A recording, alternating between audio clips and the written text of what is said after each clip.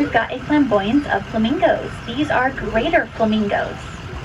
So greater flamingos are the largest species, about 5 feet tall. Males are going to be a little bit taller than the females, but they still look exactly the same. No markings that are going to differentiate them. But they are paler than what you're expecting. And that's because greater flamingos tend to live in very exposed regions of salt marshes, so they need to be able to reflect heat and sunlight off of them. That pink color that they're so well known for is going to be mostly on their wings. The temperature can get so hot where they live that the water can start to boil.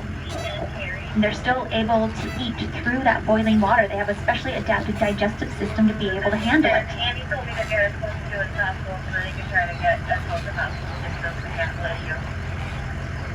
And I can move up and we'll take you down.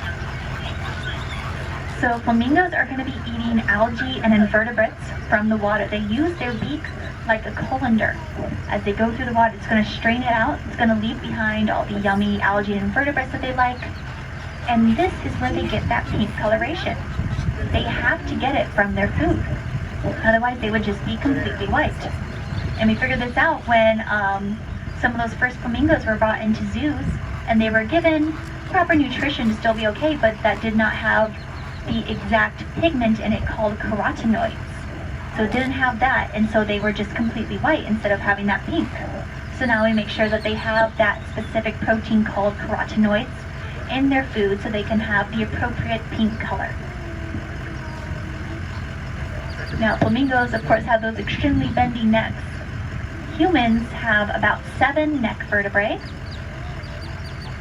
Flamingos have 19. They have 19 vertebrae in their necks, which is why they can do all those funny different shapes with their necks. Giraffes have only 7, just like us. So their neck vertebrae are just going to be a lot larger and longer than ours.